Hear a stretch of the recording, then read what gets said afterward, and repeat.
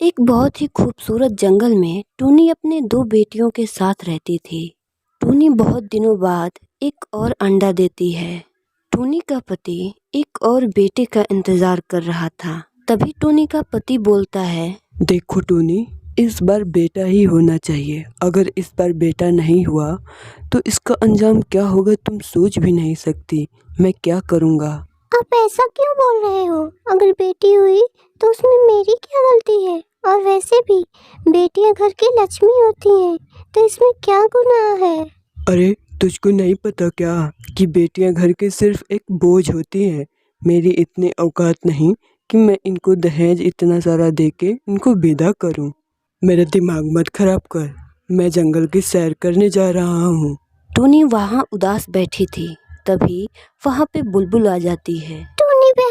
टूनी बहन, आप उदास क्यों बैठी हो? क्या बताऊं बुलबुल बहन, इसके पापा बोल रहे थे कि इस बार बेटा नहीं हुआ तो मेरे साथ वो बहुत बुरा करेंगे।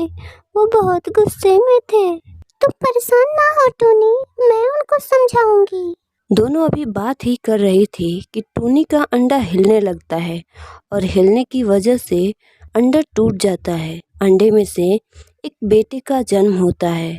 उसके चेहरे पर एक काला निशान होता है।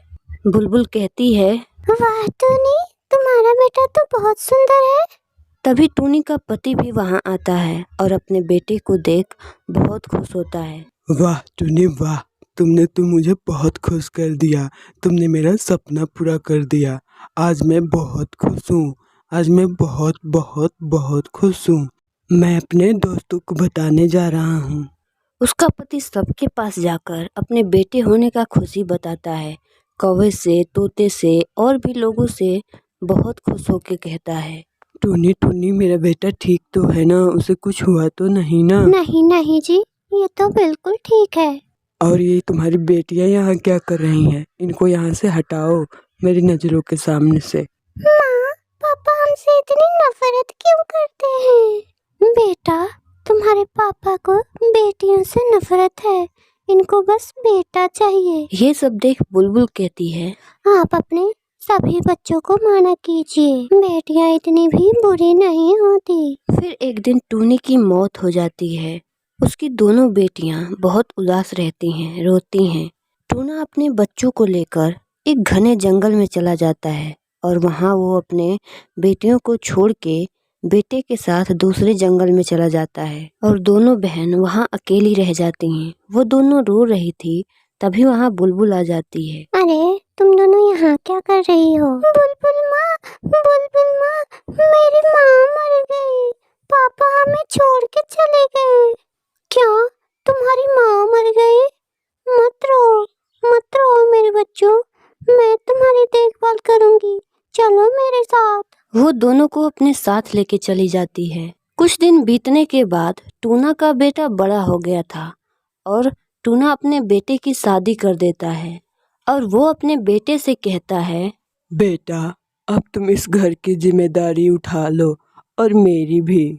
ठीक है पिताजी, मैं सब संभाल लूंगा। राजू जी, अब इस बुड्ढे का बोझ मुझसे नहीं उठाया जाएगा। इसको घर से निकाल दीजिए।